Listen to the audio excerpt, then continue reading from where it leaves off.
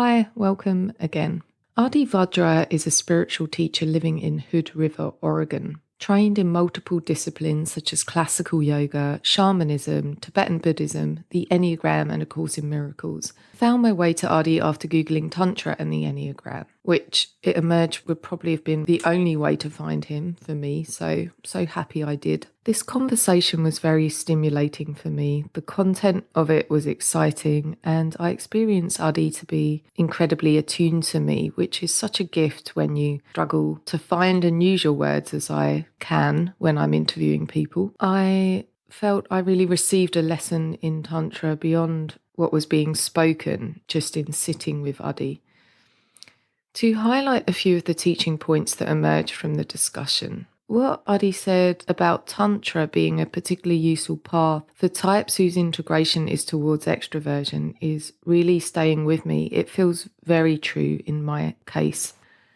The teaching that the holy ideas may be integrated fully on a stable basis and be there as allies. Simple but revelationary for me, as I was thinking of the holy ideas in quite compartmentalized terms as being qualities of the mind, the mental center. And then the teaching that the challenges we experience are often at their root a loss of the holy idea. Someone I was working with last year expressed this notion to me. Now, having heard it twice, I can't ignore it. I'm considering the extent to which my own longings are connected to loss of origin, loss of merging love. I am considering the same thing about clients, past and present. Would the surfacing or presenting struggle disappear if the person integrated their holy idea?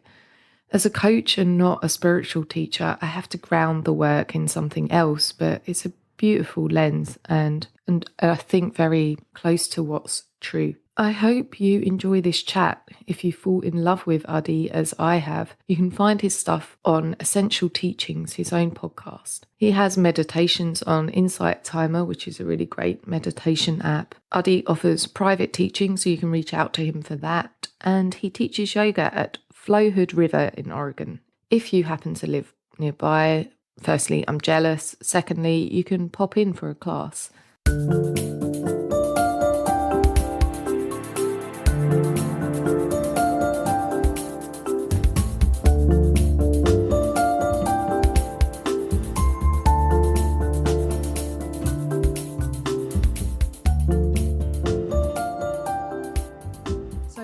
For us to begin with a little of the story of Adi, including at what point you came into contact with the Enneagram. Yeah. Well, when I was 23, I had what I would call a spiritual experience, a mystical experience that involved a temporary ego death.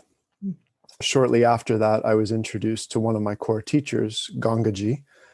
As I became acquainted with her and her teachings and attending her satsangs and gatherings, I was hearing her and her husband, Eli Jackson-Bear, talk about types and numbers, and I didn't know what they were talking about. And at one of the meetings, I went over to the store and saw that they were selling a book on the Enneagram. I think it was called The Enneagram of Liberation by Eli Jackson-Bear. And when I encountered that book, I started to see something that I had already been starting to feel a little bit, which was that these patterned ways of being are common and universal. And when I encountered the Enneagram at that point, I started to develop a language and an understanding for what was keeping us from experiencing all of what is possible within us. And so I actually encountered the Enneagram within a non-dual context. So it was very different for me than approaching it as a system of personality work. The way Eli approached the Enneagram was more in using the typology to identify what you're not rather than what you are. And the approach was much more geared at the awareness of inner truth and the non-dual perspective on that. I mean, over time, of course, as I learned the system more deeply, I started to see more of the personality work. But it's always been oriented for me around the non-dual approach. And that sort of evolved over a few years as I began being involved with other traditions, specifically Tibetan Buddhism, where I started to see the connection to Tantra.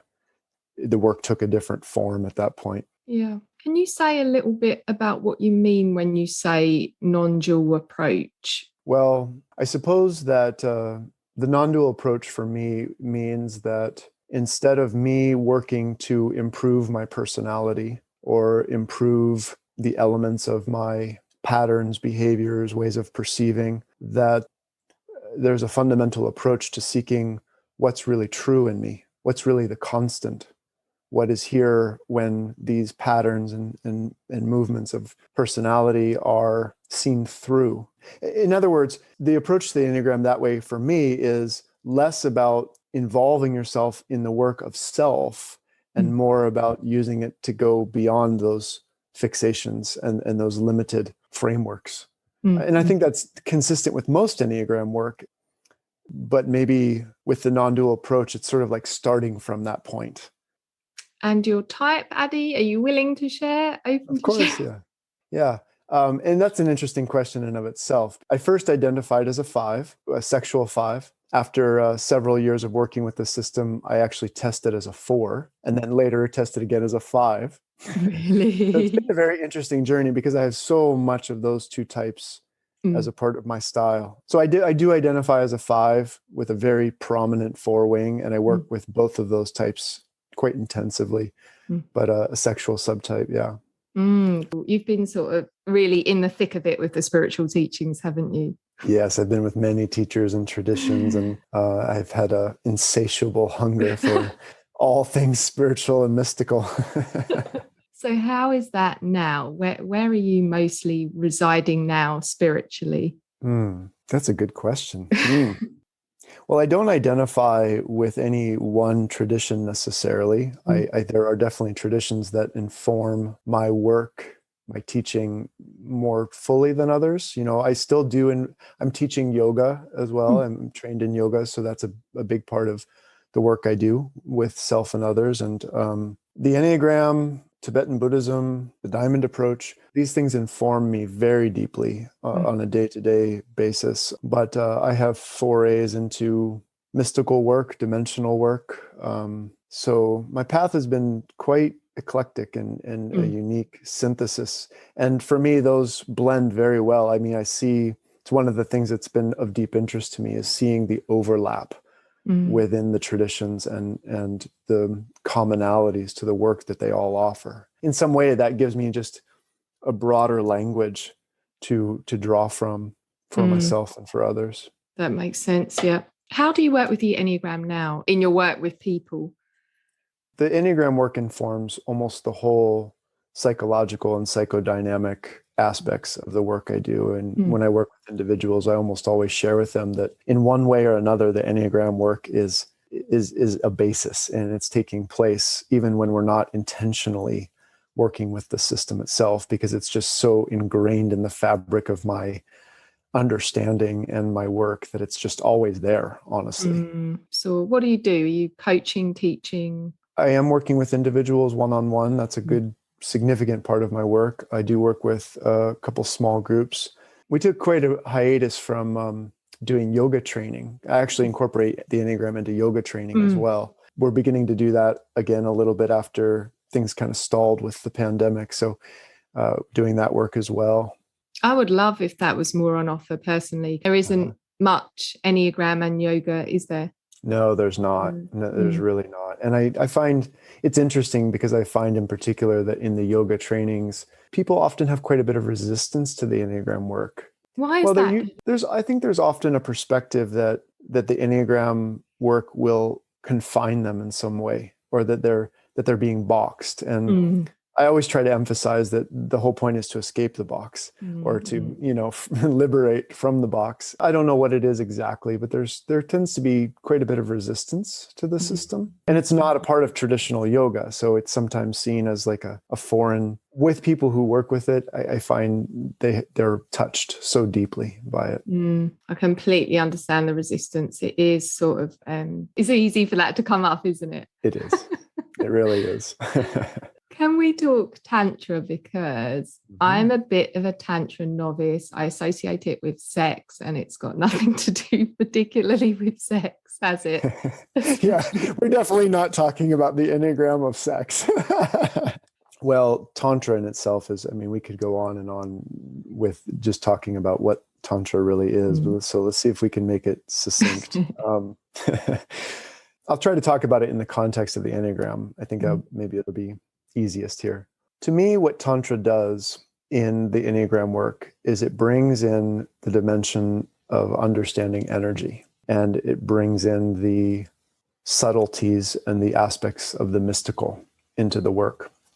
Tantra literally is, in the traditional sense, it's what emerges as a result of our realization and enlightenment. It's sort of the path that follows the experiential realization and enlightenment that takes place in us. And so it's a path of continuity, in a sense, where it's ever evolving and dynamic. I think one way to talk about Tantra is that rather than it being the inward-facing path towards self-discovery, self-improvement, self-development, it is the outward-facing path that follows from that. What's definitely a hallmark of Tantra is that it embraces the world. It embraces life experience, as opposed to seeking ascetic approach of avoiding or removing oneself. And so the Tantric approach seeks to bring deep awareness, deep vision, deep experience, and subtlety to every dimension of life. You know, beyond that, Tantra also includes methodology. So like when I work with the Enneagram and Tantra, often what I'm working with are certain visualizations, certain work with the body and energy that move our consciousness in a particular way to evoke certain specific kinds of experiences. And then I guess one other dimension of this is that, we have sort of a universal framework, and in different cultures and traditions, it's framed differently. For example, in Tibetan Buddhism, we have the deities, or more specifically, what are the Dhyani Buddhas. In Native American tradition, we have animal medicines. In the Sufi tradition, there are the 99 names of God. The Diamond approach has its own version with the different attributes. And all of these, in some sense, point to the same underlying fabric of reality that has energy and life force and can be evoked through specific experience. It's important to say that the Tantric work is very relational. It takes place in our relationship ordinarily to a teacher for the purposes of transmitting certain experiences. But broader than that, it's relational in the sense that we're relating to everything in our world in a heightened awareness and consciousness. Gosh.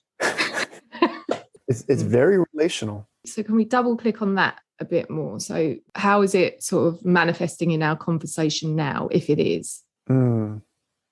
How's it taking place in our conversation? Well, I feel you and you feel me to some degree, whatever degree we're capable of doing that. And the more that we are clear and cutting through our overlays and whatever fixations may be coloring, we begin to experience each other in a more pure way. There's a living energy to our interaction and the space between us. As we begin to tap into that and feel into that, it has a life force to it. It has an energy that in and of itself will bring about a certain kind of blossoming of different qualities or attributes. We might suddenly start to feel strong. We might suddenly start to feel more compassionate, more tender, any number of different things that can arise as we enter into the different territories of our inner being together. That's conjuring a lot of it's like a creativity and a renewal. Yes, there's a great deal of artistry and creativity and dynamism to the Tantric approach. As distinct from how we generally communicate or relate is from our fixations, which, I mean, that's the standard, right? That's the standard. And then we can relate beyond those. And it's like, as we relate beyond those, we start to get into that field of the mystical, the field of the subtle. Have you had to immerse yourself in this tradition to really understand it and for it to be beneficial to you? And that's a question about its accessibility, I guess. Mm-hmm. Well, that's a good question. And I think that's an important thing to hone in on for a moment, because the tantric world, the tantric experience is not accessible to everyone. And sometimes because of limitations in their experience and their development. And sometimes, like, I even noticed that certain enneatypes, they're not as well suited for the tantric approach, while others seem to be very well suited. That some people respond very well. It tends to be those who are able to access more abstract understanding or abstract experience. But it's important too that Tantra approaches an embrace of the world. Like you mentioned the relationship of sex in Tantra.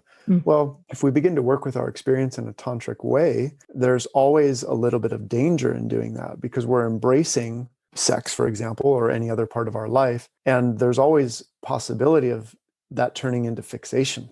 Yeah. And so the tantric approach it's a razor's edge working with our experience.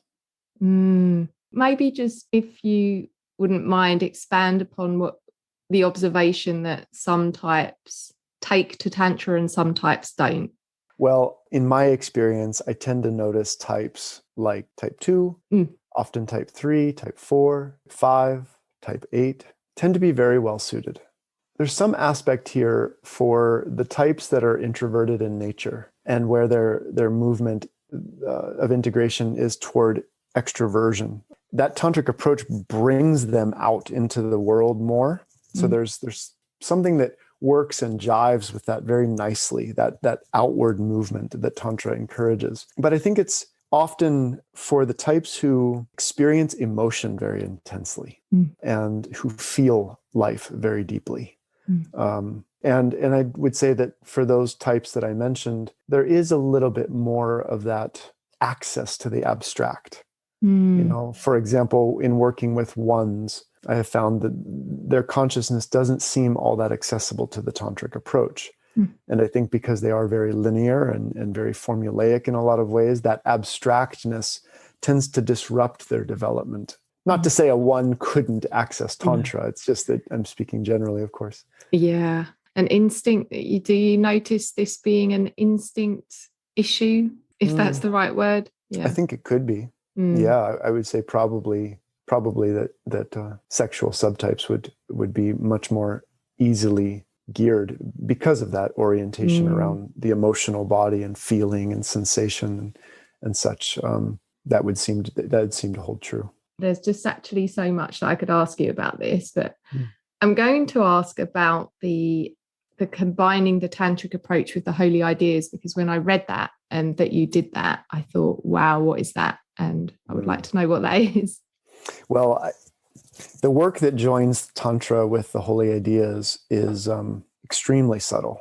And, you know, in one sense, it's, you know, I think what it does is it takes us from experiencing the holy ideas conceptually or even emotionally, feeling them, into embodiment. And that's a big part of Tantra, is the embodiment, learning to integrate these and embody them, and so that they're living inside of us. And so the aim with the Tantric approach and the holy ideas is to instigate that embodiment and to have the direct experiential taste of the holy ideas and incorporate them in a way that's basically non-dual, that it's beyond the separate self, that it carries us over into a larger experience of ourselves.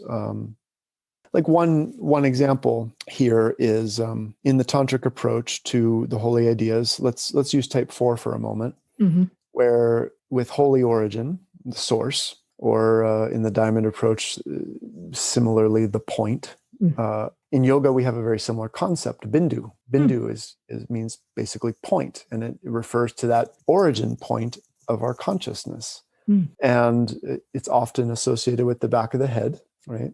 So one of the things that I will often do in this kind of work is I will actually lead people on a kind of journey, first sort of acquainting themselves with the body in a really grounded and clear way.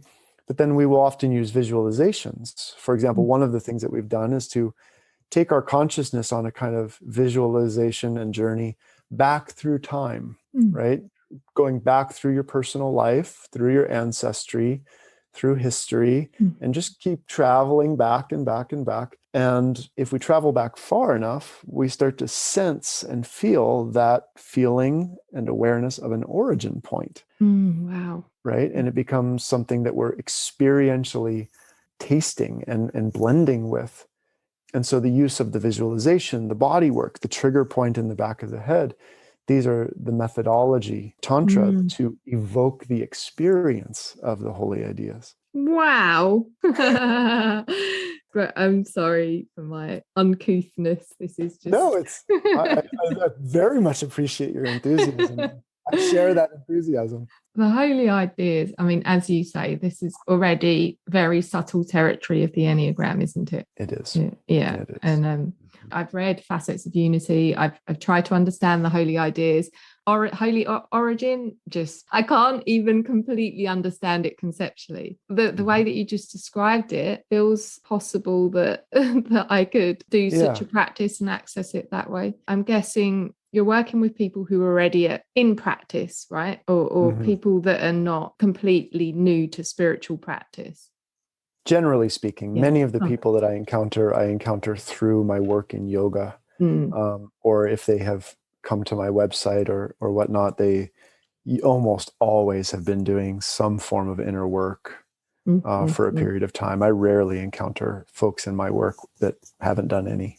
Yeah, I mean, that would make sense because of where you're at your level, whatever way that you want to put it.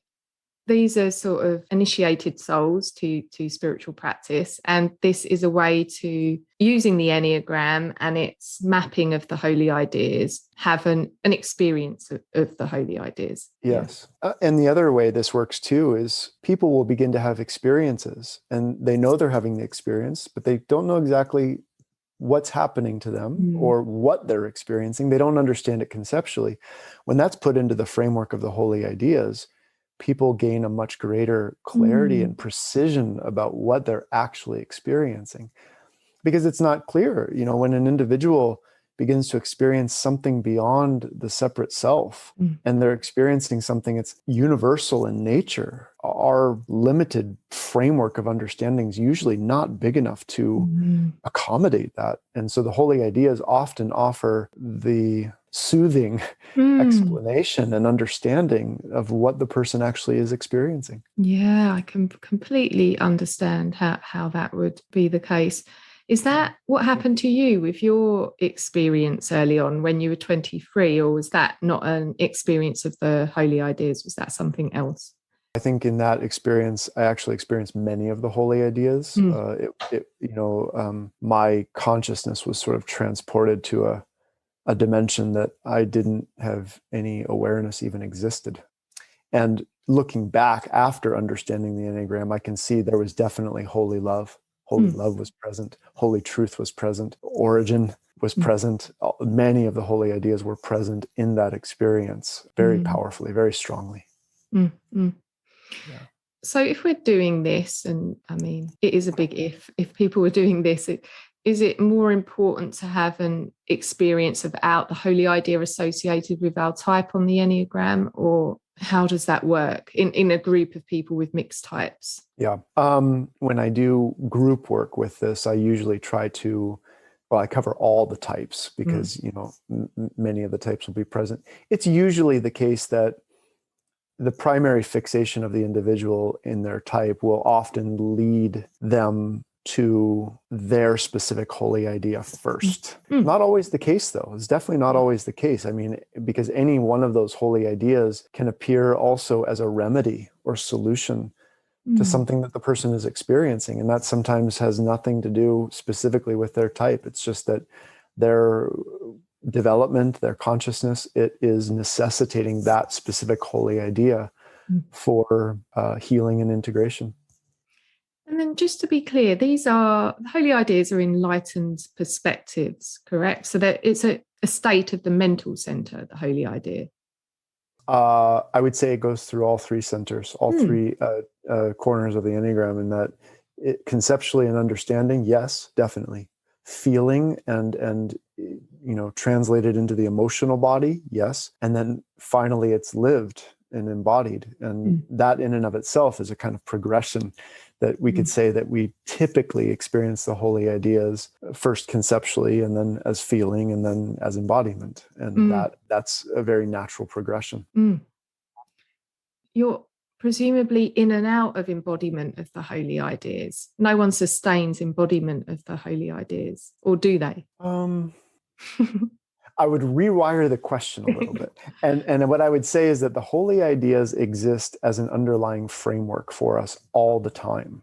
And our access to any of them is dependent on what the situation requires, whether it be a relational situation as an interaction or something that's going on purely within my own experience. The holy ideas are there as a ground to emerge as necessary. So I wouldn't say that any person specifically sustains a holy idea or the experience of a holy idea, although they do integrate them in very potent ways. I mean, there is a point at which, going back to type 4 as an example, there is a point at which the origin is so deeply known and embodied that it is in some sense sustained. It is in some sense an ingrained constant in their experience, even though it may not be the thing that's always on the forefront of their experience. So I almost look at the holy ideas as like a kaleidoscope. There's a changing and dynamic nature to them that is flowing through us all the time.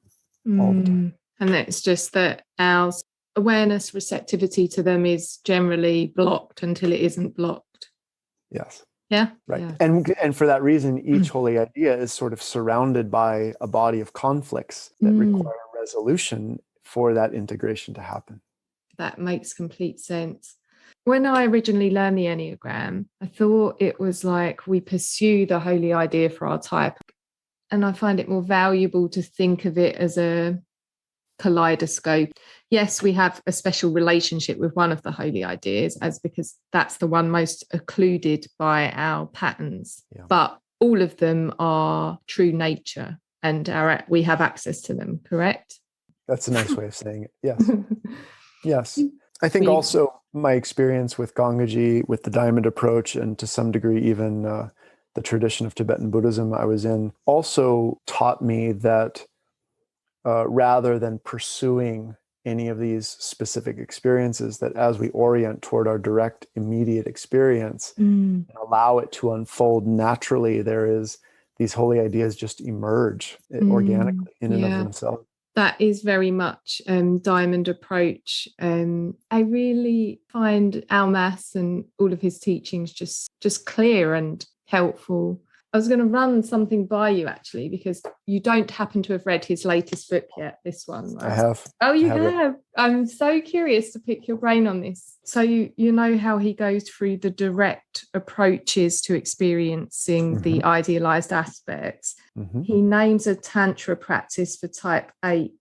He says, whether we're a type 8 or not, when we feel angry or vengeful, the tantric practice is not to act it out or express it by yelling, blaming, or cursing anybody. Instead, we sense the feeling of anger and rage and stay with it in its purity. Is that like a foundational Tantra practice? Yes, because with Tantra, we're working with alchemy. We're working with transmutation. And this is where things differ, I think, from a purely personality-oriented work. With personality work, we might be figuring out how to appropriately handle our aggression in terms of, say, some situation that's really eating us up.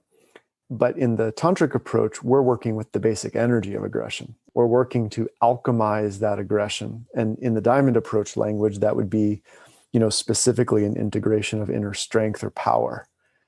And that's a very different approach than trying to overcome your anger, or you will work on it so it's not so much there. And so when we don't move to express it or suppress it or turn it in toward ourselves, that anger just has a living energy in yoga called Shakti. It has a living energy and power to it that we can connect to. And in that, there's an alchemy, a transmutation that takes place. It's quite, I guess, an advanced practice or even an idea to just stay with the raw energy of anger. What do you think? It's interesting because it's advanced and yet it's simpler. It's true. Then, that's the funny thing about the Tantric approach is that it is advanced, but it's also radically simple. But why hasn't he named tantric practices throughout for all of the same structures? So let's say with what's wrong with doing that with fear, for instance? Nothing's wrong with doing that with fear. In fact, that's a beautiful exploration I go through with individuals all the time. Is when you hang out with the energy of fear and you feel your way into it and you let it emerge, not as something you want to fix or change or work on, but something that's actually an ally to you. Can you see your fear as an ally? And as you begin to do that, the fear changes its nature within you. And it's no longer something to be avoided, worked on, fixed, changed. It starts to there's a living energy inside of it. And what will emerge as we inquire into it is it will reveal that there's something more than just fear there. I mean, one example of that is that often when people inquire into their fear, what they find is actually what's there is excitement. Wow. And what a surprise that would be if you were taking it to be fear. Yeah, right. You find out you're actually avoiding and running from excitement. Yeah. I want to ask you about nines now and your experience with nines and Tantra. What's that like? Well, I notice with many nines that they are extraordinarily empathic. I mean, I've even worked with nines where I'm experiencing some aspect or quality or holy idea, and I notice that they begin to experience it without any intentional work being done. Well, that's part of the transmission element of Tantra, is that it's almost that the energy is infectious, it's contagious. And so we're creating an atmosphere where that can happen. Nines are extremely empathic. So they tend to, I think, fold into these tantric approaches and visualizations very, very easily, very well. I do think that they struggle a little bit more with the incorporation, the embodiment, and the sustained nature of the experience. It's almost as though the nine will often feel as though they need that constant outer support. It's like they're not in touch deeply enough often with the fact that what they're experiencing is actually themselves. So they may see it as coming from outside of them in some way. And so it doesn't seem to stick in some sense. That's making me think of the object relation pattern or something, like the attachment. So the dynamic of attachment. Yeah, very much so. And I think because one of the characteristics of the type 9 is, a deep feeling of unworthiness and inadequacy. And so if a person is experiencing something very potent in the presence of another, they're likely to attribute it to the other rather than themselves. Yeah. That always breaks my heart a little bit, although all the types break my heart, to be honest. In different ways of heartbreaking. I know. Heartbreaking business, yeah. That's probably why I love the Enneagram so much. I get to walk around with this big broken heart all the time. I say with a big smile on my face because I like being brokenhearted. I see that. Yeah, there's something very beautiful about it, isn't there? There is. Yeah. And any observations you'd like to share about working with sixes? Well, one of the obstacles for many sixes, right from the get-go, is the distrust. And for Tantra to happen, in the traditional setting, it was always between teacher and student in a very intimate, close setting. I mean, my first experience with Tantra really happened with my first teacher, who was a medicine man. He didn't talk about Tantra, he didn't teach it conceptually, but the atmosphere we had together, it was very close, it was very intimate. We were together, day in and day out and doing everyday things together. So in the traditional sense, Tantra takes place within a relationship. For sixes, I think one of the big obstacles is the distrust, and specifically the distrust in authority, which emerges in that close and intimate contact with somebody. And so if the six can work through that, it really does open up a lot of doors to the tantric world. But I think that's a really significant obstacle for a lot of them, to be able to establish that trust first And maybe that's the first movement of the tantric approach, is just for them to develop a deep trust in themselves as well as the situation.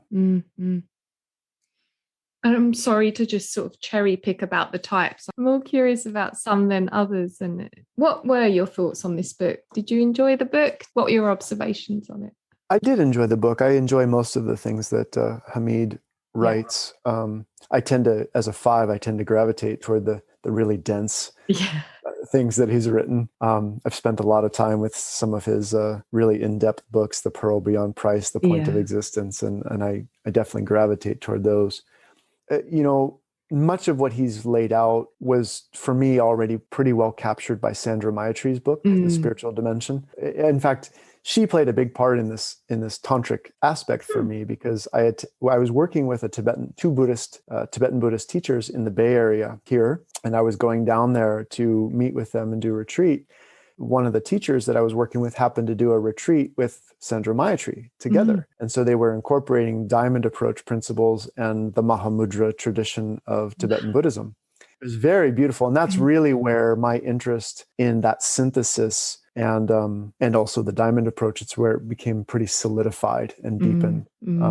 Sorry, I think I lost sight of your question. What was it? It's okay. I was asking you about what you thought of the book, but you think a lot of the ground was covered in spiritual dimension of the Enneagram. I feel so. Having read that book, 25 times, and having, I really love Facets of Unity a lot. Yeah. I felt that I loved the book, except that I felt that much of the really deep content in those other books was already a foundation for me. What haven't I asked you that's important to know about how a tantric approach can support developing and awakening with the Enneagram? What comes to mind right now is Jung's idea of the collective unconscious, and that we are embedded within frameworks of reality that are deeper and more foundational than our learned experience or a patterned experience. And as the tantric approach enters and synthesizes with the Enneagram, there's a way in which we are making ourselves available to those deeper frameworks. I think, for example, we might, in working with our own experience, we might start to have images or even dreams that occur in our awareness, and we might be tempted to dismiss those as, pure fantasy or pure mind stuff. But if we begin to utilize it and inquire that maybe these impressions are coming from a deeper ground, something that's universal in nature, that informs the archetypes, that informs the different Buddhas, that informs the different animal medicines, that informs the different ways of experiencing the divine, we start to see that we really are embedded within an intelligence that has potentials that we've only begun to realize and understand. And so the tantric approach, to me, it takes the Enneagram, as we mentioned already, beyond the self into some of these more universal frameworks. Beautiful. Where would you start or direct a complete newcomer to Tantra and Tantra teachings? Is there a book that you recommend to begin with? How would you begin? If a person feels truly drawn toward Tantra, what I would say probably first is to seek out a teacher. That would have to be someone that a person felt personally drawn to, felt that there was some embodiment and maturity in that individual that spoke to them in a way. They felt an attraction, they felt a draw. There are so many good books, so many good books specifically in the Tibetan Buddhist tradition. And I encourage those largely because a lot of what we get in the West, Tantra, is a very, as one yogi refers to it, it's the soup of the soup of the soup. It's like, it's very watered down and sometimes very distorted. The Tibetan tradition keeps Tantra very tidy, very clean, and it's well documented. There are great teachers such as Chogyam Trungpa, who is obviously very controversial, but then others like Lama Yeshe, or one teacher I've spent time with, Tenzin Wangyal Rinpoche, and many, many more. Lots of Tibetans. There are some really good Indian teachers as well. or Hindu. Those are often good places to start. Although one of the things for me that's an obstacle is that when you begin to study Tantra in the Tibetan tradition, it's very hard to access the things we're talking about today because it is so deeply Tibetan in nature. But those would be some recommendations, I suppose. The Tibetans do it. They have Tantra well formed. They keep it clean. Yes. Not soupy. But the Tantric approach is accessible to anybody, really. Thank you so much for your time. I've enjoyed this so much. It's been a really beautiful conversation. You have a very warm and curious and bright presence. And so speaking with you is a joy. Oh, thank you so much. Thank you.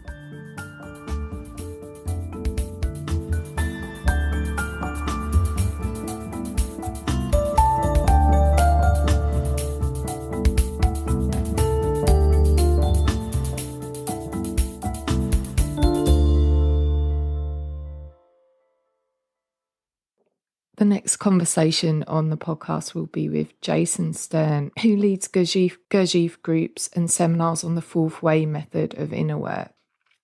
Very much looking forward to speaking with Jason.